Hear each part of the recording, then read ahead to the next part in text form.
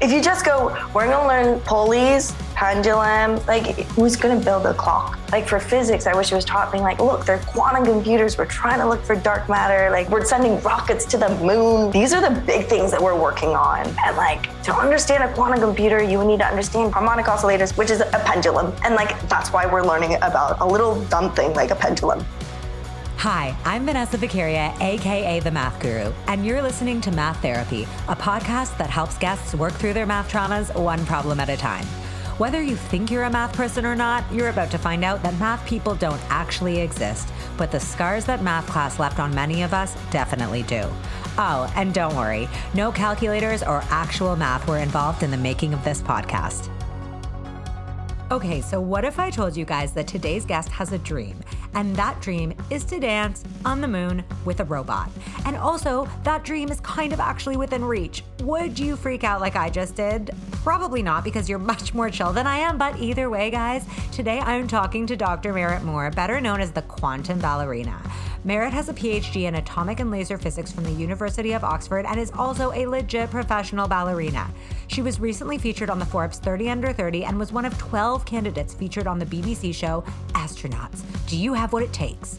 And guys, over COVID, she legit got viral famous for dancing with a robot. Dr. Merritt Moore, welcome to Math Therapy. We're so excited to have you. So you call yourself the quantum ballerina because you're both a ballet dancer and a quantum physicist, which is so cool. And I guess I just want to start by saying, what do you think that you bring to both of those fields? Like, what do you bring to quantum physics because of your ballet experience? What do you bring to ballet because of your quantum physics experience? Interesting. I do find that they help each other, and definitely like having the physics background, I think just gave me like an intuition for where the center of mass is, what my torque is, moment of inertia, like projectile motion, like for the leap. So because I started dance late and then was at Harvard studying physics while also auditioning for ballet companies, like time was not in my course. Like I did not have time. So I spent there was a lot of power in the visualization. So I'd visualize like when I went to bed, and I would visualize in the studio, like before I do a move, like, and I think it's from doing all those problems and like the projectile motion problems, like before I do a grand jeté, I kind of see where my leg's going to go, like in terms of the angle that I'm going to take off in order to get the max height.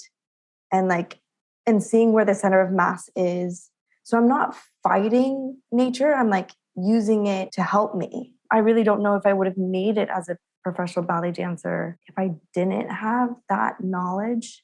Okay, oh my God, like a million things just popped into my head because number one, you're giving life to the people who started in the arts late in life, because this is now just a personal moment for me where I'm like, I think we always hear that like time is not on your side, like chop. So it's really nice to see that you're being successful in like an arts field, which is normally reserved for the quote unquote younger folks.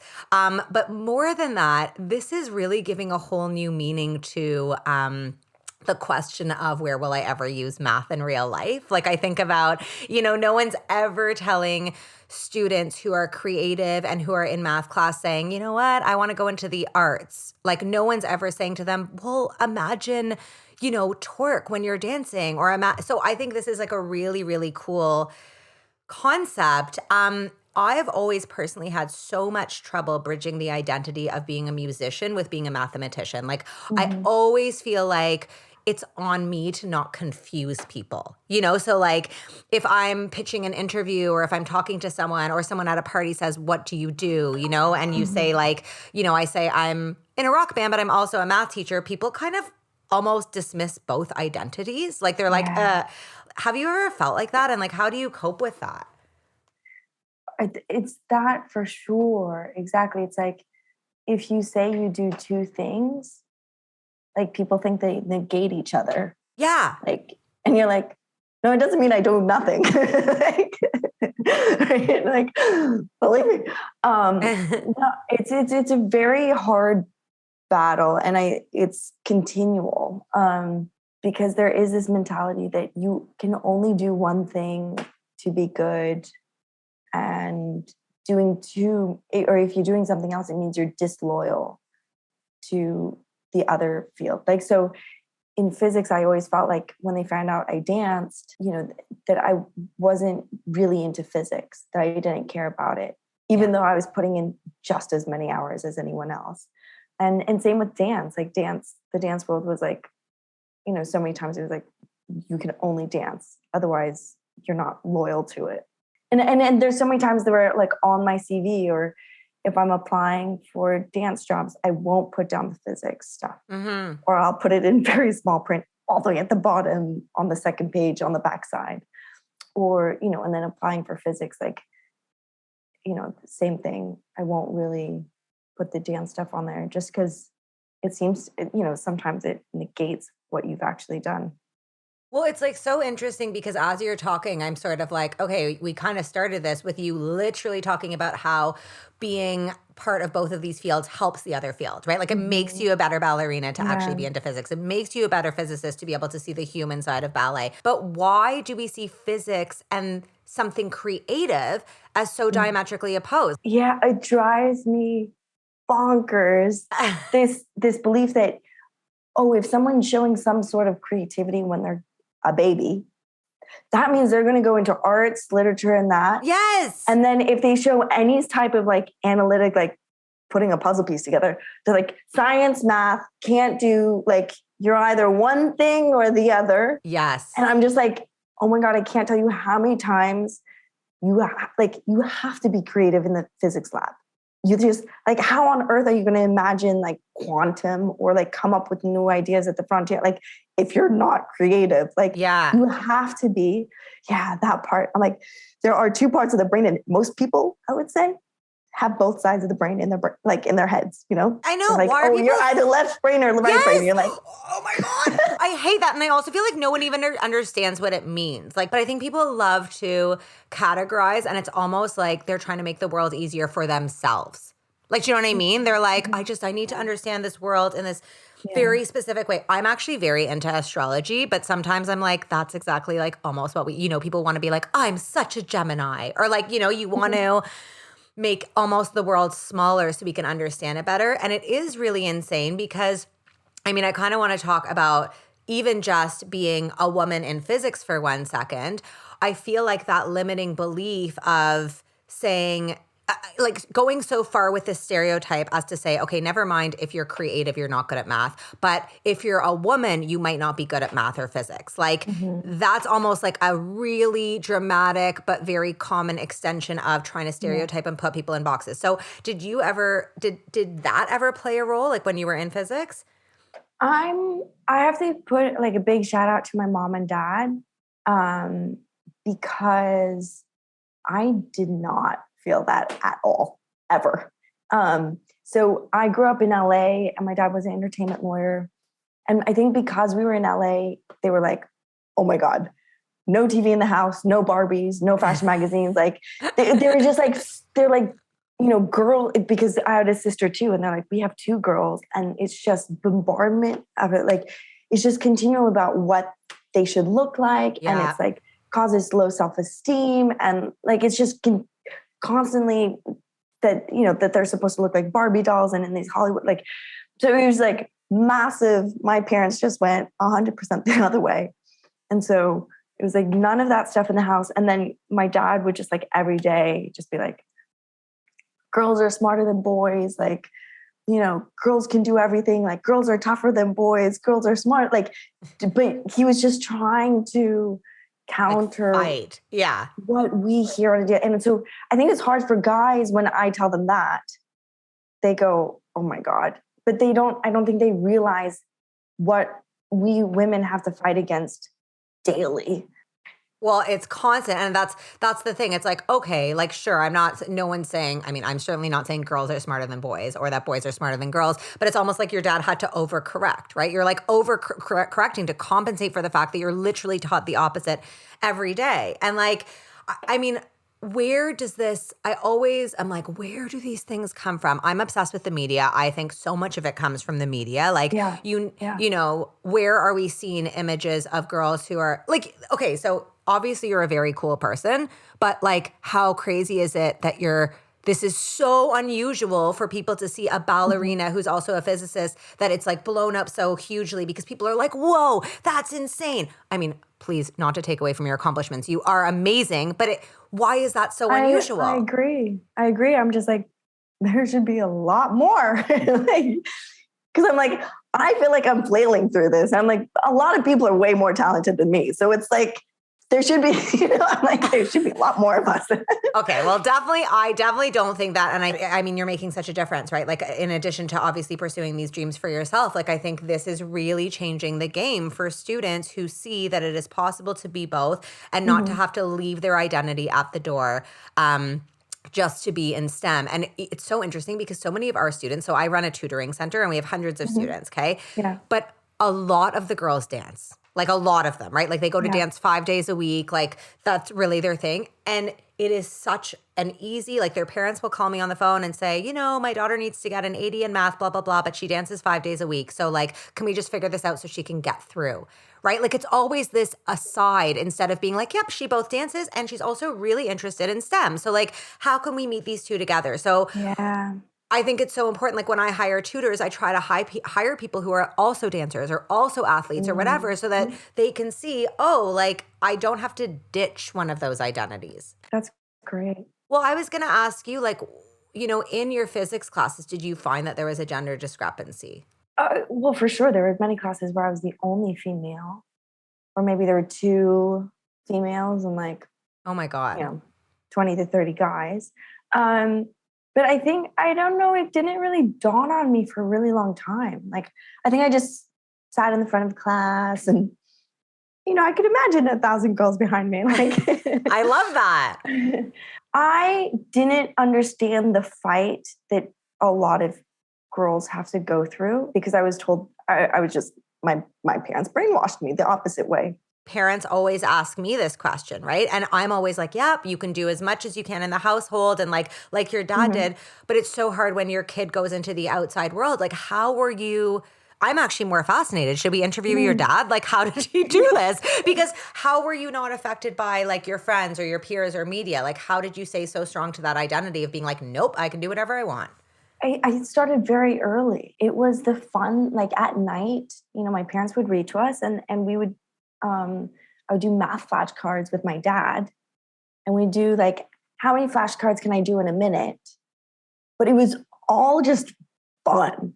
Like, my dad was a full on, like, if I got something right, he was like, what? We had these Great Danes that would then like start running around because he would be yelling and like, oh my God. It was just like a full on party every time we did math. Like, it was like, I love this. It was never like, oh, you didn't get this. Like, there was never, it was full on positive reinforcement of like, horns were tooting, like it was a full on fiesta. Like, my mom filled the house with like 3D puzzles, mind games. Like at the toilet, there was like a box with books of like mind puzzles and like, but it was done in such a subtle way. Well, not very subtle, but like, I want to go to the bathroom in your house.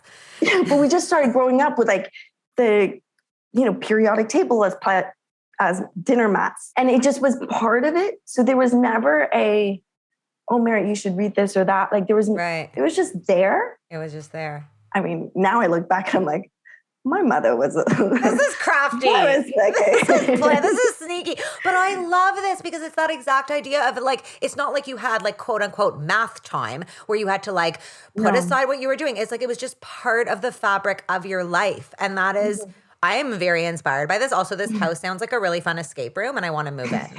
That is so, it sounds like kind of the perfect mocktail kind of, because I think not a lot of kids have that experience doing math with their parents, let me tell you, right? Like, I think it's hard. It's intimidating. Well, so I wanted to ask you this quick. You had said that you came to dancing later in life. What was that decision? Like, how did that happen? Well, I identified as like a tomboy. Like I was like, ooh, I do, I play football with my dad. And then I went into gymnastics when I was 11 and then I did gymnastics for 2 years, but my body type, I was just a bit gangly. So I just kept getting injured. I had to quit, which was like one of the hardest heartbreaks. And I wanted to go into karate because my mother was a double black belt, but because she was that way, double black belt, she was specific about the teachers. So she was like, no, you should do ballet to fix your posture before you do karate. And it was like this whole thing where I was like, I don't want to.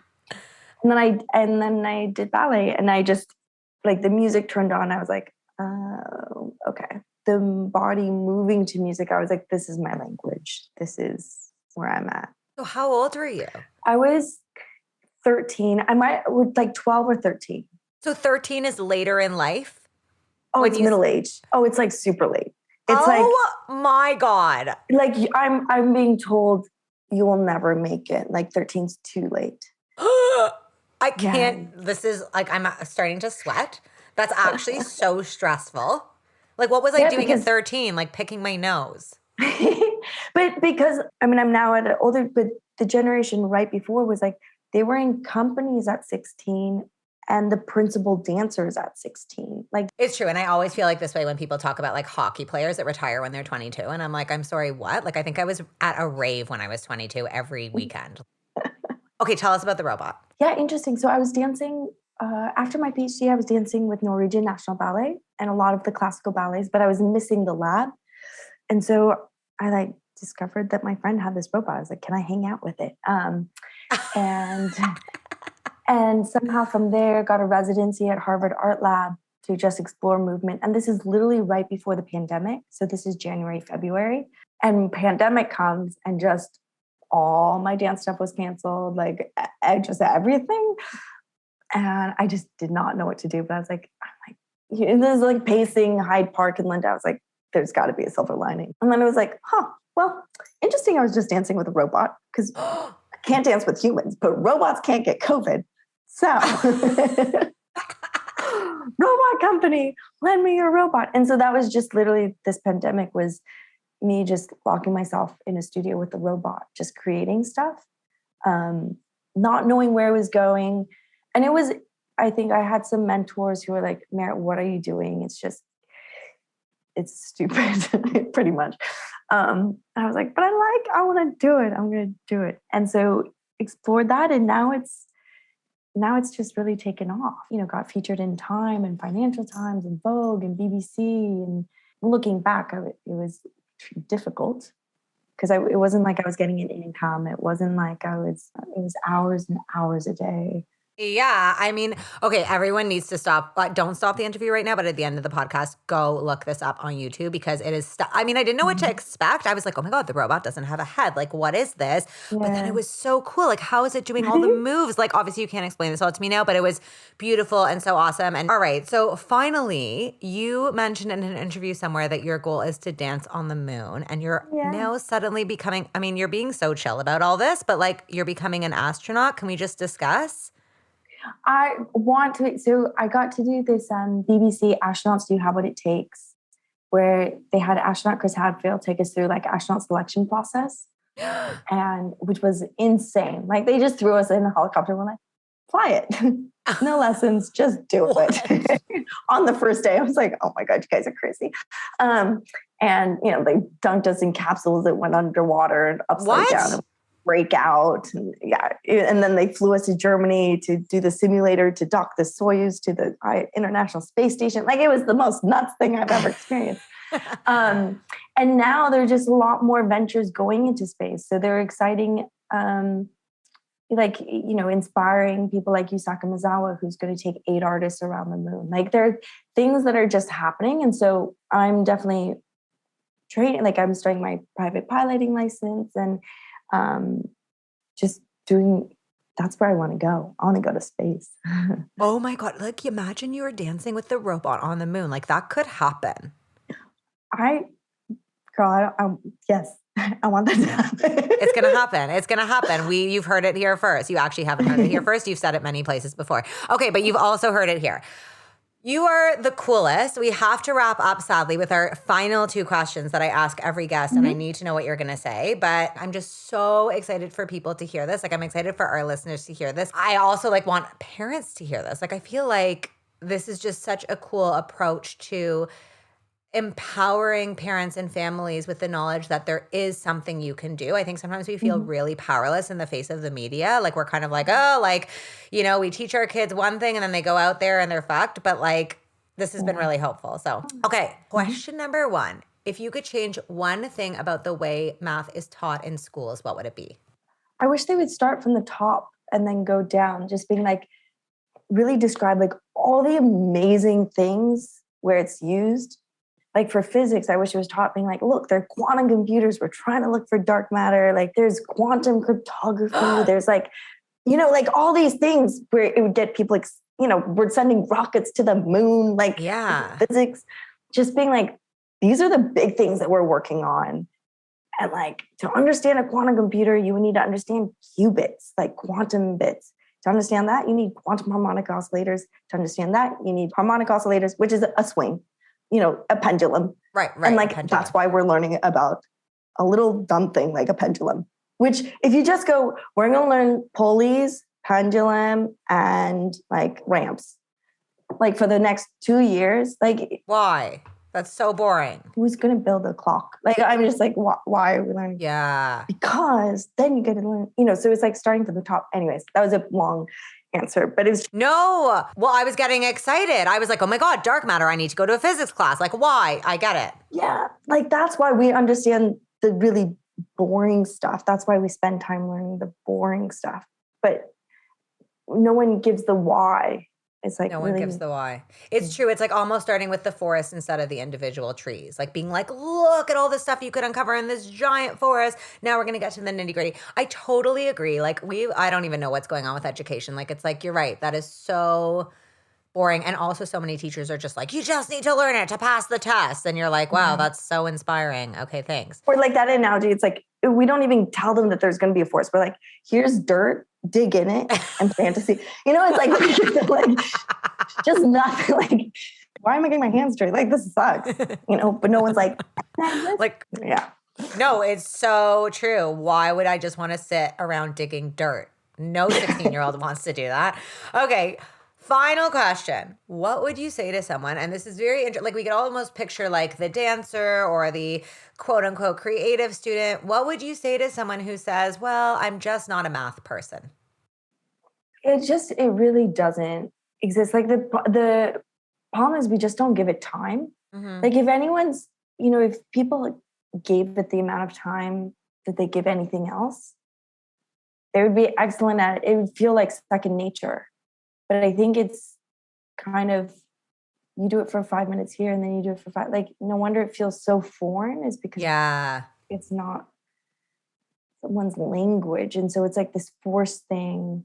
Like, what do people say? Like, if you see it enough times, you learn it. And then there's like a couple more times to that and you just believe it. Like, if we don't see it enough, then no wonder it doesn't feel right.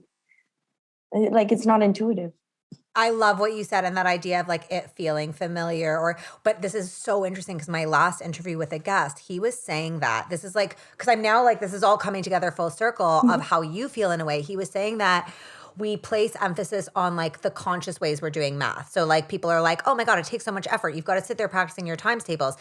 And we think so much about it as like nurture, but you're not realizing all the time. Like I'm thinking about you personally, you just casually seeing that periodic table, you sitting on the toilet, like doing your Sudoku, like whatever. We didn't think about that. Like someone might say it's nature, like, oh, Merritt just like was always good at math. But no, it was that subconscious nurture your parents placed in your realm from day one. Mm-hmm. It's not that you were quote unquote a math person. It's that you were nurtured from a young age in all these subconscious ways. So it didn't feel, like you said, it didn't feel like you were putting in hard work necessarily, but you were working at it all the time. Yeah. Like you actually were. Mm-hmm. So I love kind of how you put that because it's a different way of saying the same thing, which is it is way more nurture than it is nature, but we have to allow time and space for that nurture to occur.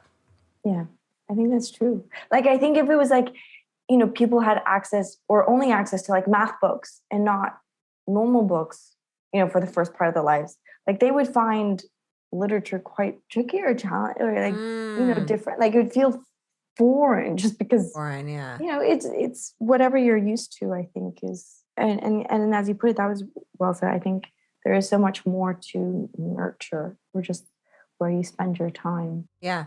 Oh my God. Okay. This has been amazing. I want to say thank you so much. And I'm so excited for everyone to hear your story. You are awesome. And thank you so much. This has been fun.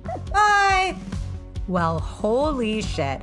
Merritt is legit the coolest, and she is so humble about it. I mean, like, if this was me, I would walk around in a tutu just for the fuck of it and tell everyone how fucking smart I was. But no, not Merritt. Merritt is chill, poised, and changing the way we forever stereotype both ballerinas and women in physics. And the world is a better place with her in it. Also, P.S. Merritt, if you're listening, if you do end up going to the moon and get a +1, please take me with you. I can't dance, and I'm scared of heights, but like, I'm very into astrology, so maybe just think about it. Follow Merritt and all her coolness on Instagram and Twitter at PhysicsOnPoint and spread the word. The world needs to see more women like Merritt smashing that glass stereotype ceiling.